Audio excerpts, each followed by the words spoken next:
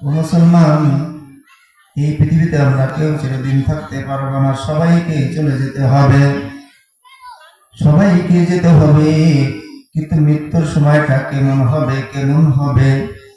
আমি আপনি যখন মারা যাব, মারা যাওয়ার পরে আপনাকে যখন কাফন করানো হবে, যেই মানুষটার সাথে একা থাকতে ভালো লাগতো, ওই লোকটা যখন মারা যায় তখন আর তাকে ঘরের ভিতরে রাখা হয় না। কাফন পরানো বলে মানুষ তার কাছে থাকতে ভয় পায়। সকলে মিলে বলে ওকে তাড়াতাড়ি কবরস্থ করা হোক, ঠিক না ঠিক? তাড়াতাড়ি কবর দেওয়া হোক, তাড়াতাড়ি কবর দেওয়ার ব্যবস্থা করা হয়, কারণ ওকে দেখলে ভয় করে।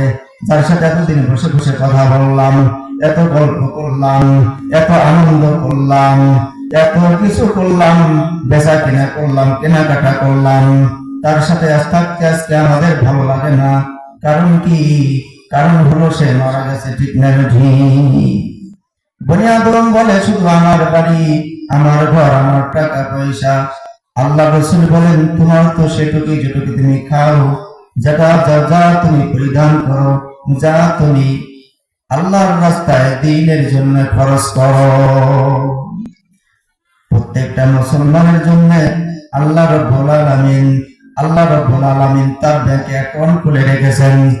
প্রত্যেকটা মুসলমানের জন্য একটি করে অ্যাকাউন্ট খুলে রেখেছেন।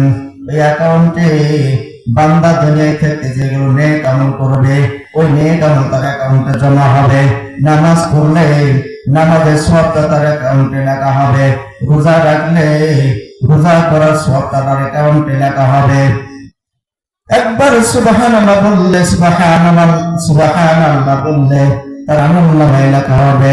একবার আলহামদুলিল্লাহ বললে তার আমলনামায় লেখা হবে। একবার আল্লাহু আকবার বললে তার আমলনামায় লেখা হবে। শুধু তাই নয়, আল্লাহর রাস্তায় যা কিছু দান করে যাবে ওইটা তার ব্যাংকে তার নামে জমা হবে। সুবহানাল্লাহ। আল্লাহর রাসূল বলেন কোন ব্যক্তি যদি এক টুকরা পরিমাণ টোটাল রুটি যদি দান করে, এক টুকরা পরিমাণ রুটি দান করে, অথবা এক টুকরা খেজুরও দান করে, আল্লাহ রাব্বুল আলামিন তার দানকে বাড়ায়া বাড়ায়া উহুদ পাহাড় সমান পরিমাণ করে দেন। সুবহানাল্লাহ। দান শুধু বাড়তেই থাকে, বাড়তেই থাকে। দুনিয়ার ব্যাংকওয়ালা এলারা যদি আপনার সম্পদ বাড়াইয়া দিতে পারে, আপনার 1 লক্ষ টাকা থেকে যদি বাড়াইয়া বাড়াইয়া আপনাকে দিতে পারে, আল্লাহ কি পারে না? আল্লাহ কি পারে না? আল্লাহ রাব্বুল আলামিন বান্দার জন্য নিয়ামতের বাক্স খুলে দিয়েছেন। ও বান্দা, দুনিয়ায় তোমাকে পাঠাইছি নেক আমল করার জন্য, বেশি বেশি করে নেক আমল করো। কারণ হলো ইবাদতের জায়গা হইল এই দুনিয়া। পরকালে মৃত্যুর পরে তোমার ইবাদতের সকল দরজা বন্ধ হয়ে যাবে।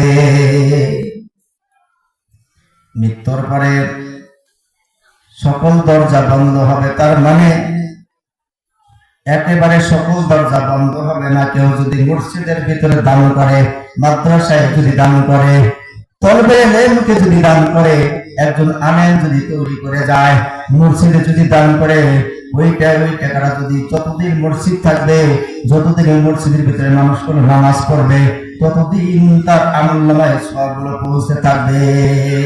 মৃত্যুর পরে তার ব্যক্তিগত সওয়াবল বন্ধ হয়ে গেল, কিন্তু এই আমলগুলো বন্ধ হবে না। কেউ যদি মাদ্রাসায় দান করে, ওই দানটাও বন্ধ হবে না।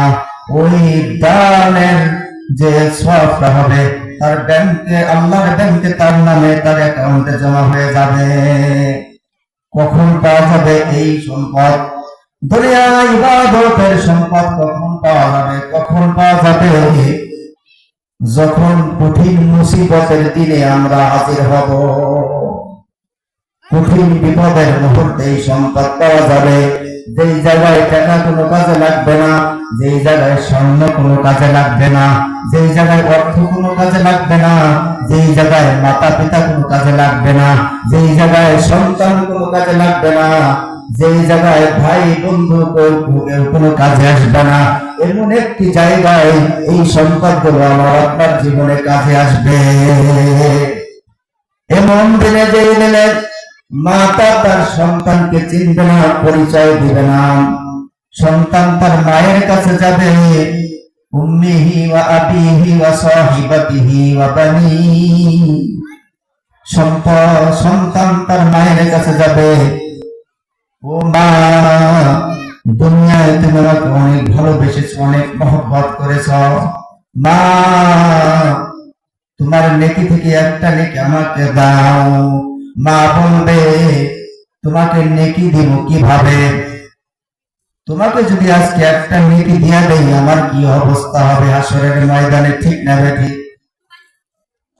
বন্ধু তার বন্ধুর কাছে যাবে, বন্ধুরে, তোমাকে কত মহব্বত করছি, কত বসে বসে ট্যাঙ্কে মারছি, কত গল্প করেছি, তুমি তো আমার প্রাণের বন্ধু ছেলে। বন্ধু